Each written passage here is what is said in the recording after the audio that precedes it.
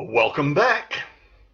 This is the 19th segment of Making Sense for 7 Minutes, a summer-long series, Monday through Friday, where we are surveying, if you will, in bite-sized pieces, our historical narrative as given to us in the Bible. And, as always, asking the immeasurably relevant question, so what?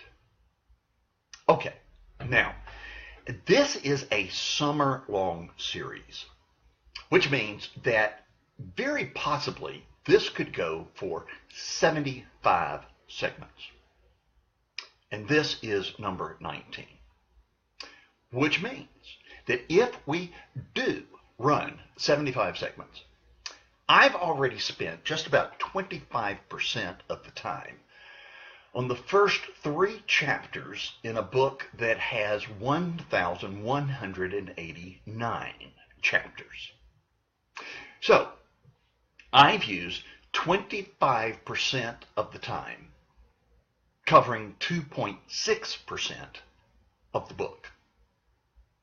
That means if I keep going at this rate and give comparable attention to the remainder, I should finish up sometime in October 2021. But you know what? I'm not going to do that. I don't want to do that. I don't have to do that. You can't make me do that.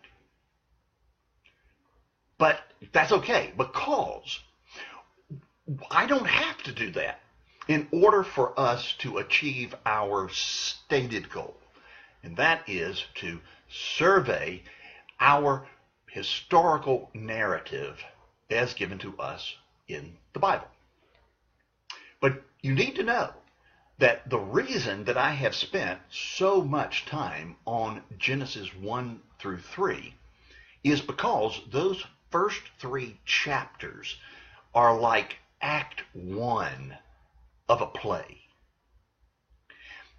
If you want to have a comprehensive understanding and appreciation of what's taking place in the Bible, then you have to understand what's taking place in the first 3 chapters.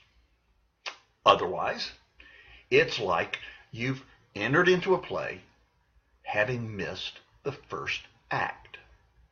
It could very well be that before it's all over, you have a pretty good idea of the dynamics. You are somewhat familiar with the relationships. You might even get caught up in the emotion of a scene. But the fact of the matter is you will not be able to fully understand and appreciate all that's going on because you missed the first act. It's the first act that the setting, the characters, the relationships, and the thrust of the narrative are introduced. For a number of years, in conjunction with a couple of local theaters, I moderated talkbacks following at least one performance of each production that they scheduled. Audience members could stay, cast members would come out, the director would come out, and we would discuss what they had experienced. Now, what if there was someone who wanted to stay for the discussion, but they had missed the first act? Or, let's say they had a stomach bug, and they were in and out of the theater all during the performance, catching only bits and pieces. Or, they showed up after the play was over. They never saw the play, but they sure heard a lot about it. Then this person wants to enter into and participate in a meaningful way in this discussion, except that they are handicapped in doing so because, at the very least, they miss the first act. Or, let me take another tact. Someone else comes along and says, no, I've never read the entire canon of the plays of William Shakespeare. But you know what I've seen? I've seen the complete works of William Shakespeare abridged, and that is so much fun. It is funny, and it makes me feel good. I like that Shakespeare.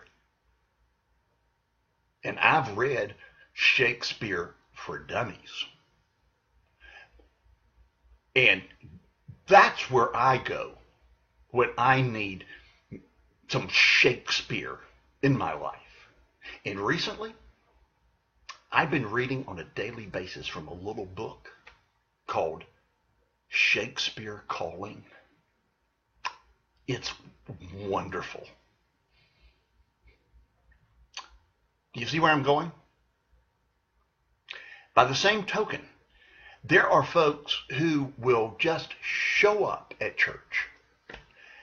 And when the sermon or the class, which should be an opportunity to interact with the Word of God, is over, they'll say, well, I just didn't understand. It just went right past me. It was over my head. Or they'll sit there and go, where's the spoon? Don't they know I need to be fed with a spoon? And what's all this meat doing here? They need to put this food in a blender and puree it for me so that it's smooth and mushy and easy to swallow and makes me feel good. Well, concerning the Christian faith, do you want mushy or meat? Meat is served in the first 3 chapters of Genesis, because everything of significance that takes place subsequently in the Bible will trace itself back to those 3 chapters. Thanks, y'all.